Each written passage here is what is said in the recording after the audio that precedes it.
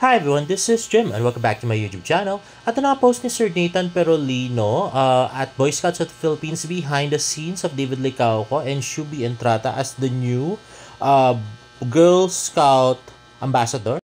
So ito na nga si Shubi at saka si David. So nagtataka nga tayo bakit parang niloloko yata siya ni David.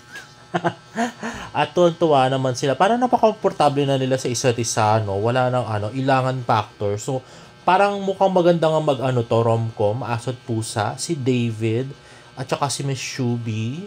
So, at hindi rin sila malilink sa isa't isa kasi may boyfriend na si Shubi, 'di ba? Si Anthony. So, walang problema 'yan kay David at saka kay Shubi. At hindi magsiselos si diyan, si Alex dahil may mga jowa na. Mas cute pa nga si Anthony. Charot. Kay D, 'di ba? So sana nga mapagbigyan nila kahit muna Regal Studios tapos yung yan pwedeng bigyan ng teleserye. Lalo na sikat si Shubi ngayon. Grabe, ang dami niyang endorsement, guys, no? Super duper dami ng endorsements ni Miss Shubi Entrata. At yan tawa ng tawa si Dave. At parang pinupush din to ni Sir Nathan, sabi, new LT, love team equals lap trip, tapos thumbs up sign. Ayan na nga, mukhang game na game nga si David mag-fan service with Shubi, no? Kung sakali man na magkaroon sila ng project, no? Super duper saya nila, grabe. At super tawa ng tawa, diba? Walang ilangan factor. Si Shubi at saka si David. At next, nag-tweet nga si Elle, hindi si Betty yan, huwag ka matawa, work lang tayo. Oo, work tayo. At sabi naman ni Simply Chinita, nagkasama na rin sila sa music video. Ang cute nila. At sabi ni Aware and Just, huy, ang cute nila. Mukhang pwedeng isang project, At yung tweet ni Taylor Swift, new lap trip, bakit ang cute ni David dyan? Shubi-do. At tweet ni Shubi, ang cute, hahaha, Shubid. At tweet ni DASL Forever, bagay sila sa rom-com. At next naman ay TikTok ng Boy Scouts of the Philippines.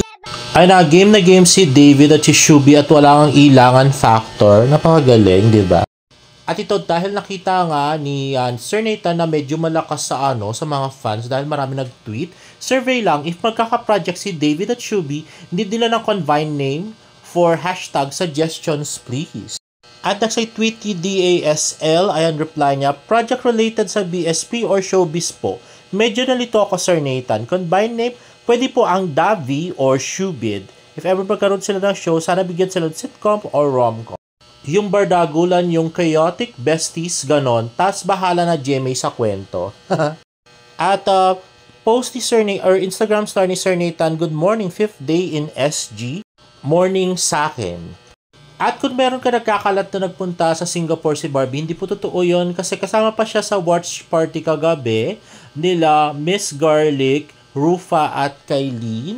Ay nasa Dean and De Luca Scout Ralios branch sila. Stormy weather and reminiscing one of the most memorable moment of Beauty Empire. At ito nga, we'll be missing the Beauty Empire team.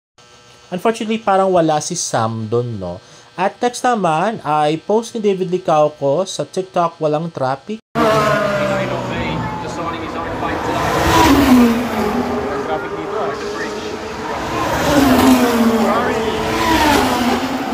ba dito walang traffic?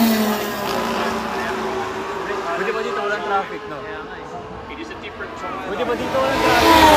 Pwede dito walang traffic.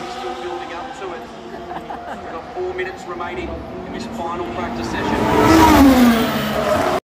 At meron pa siyang post na let's go Ferrari.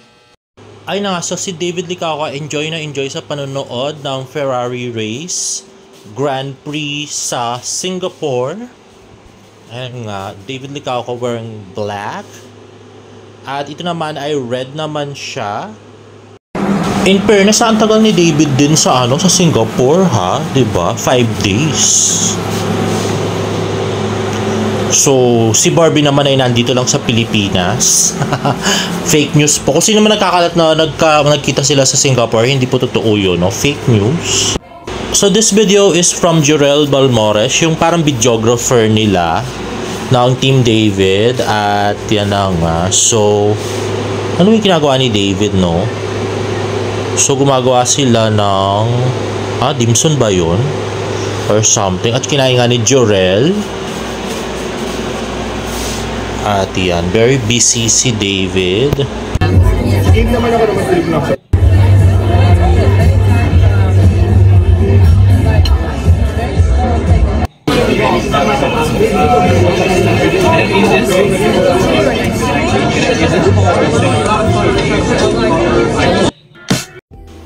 Ayan na nga, napaka-cute si David na nagpapakute na naman sa camera. At yan, diba?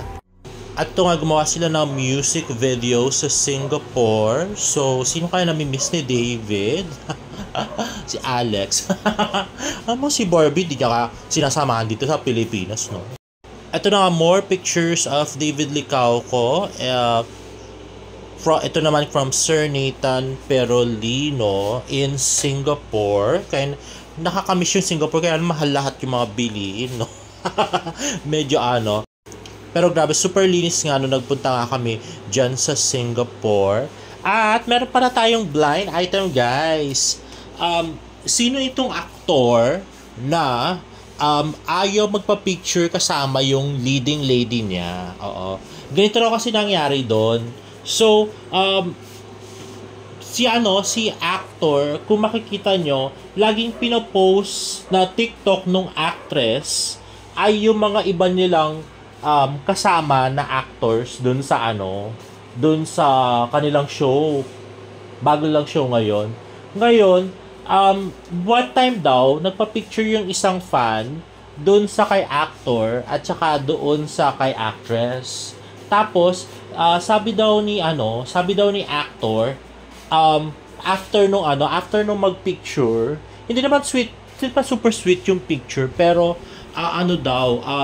yun nga, sabi nga daw ni actor sana muna yan for your eyes only, sabi niya ganoon. So naghihinala nga kami. Nagtataka nga kami, bakit kailangan itago-tago yung picture ni actor na kasama si actress. May fan naman, hindi naman sila magkatabi doon sa doon sa picture. May fan naman doon sa gitna.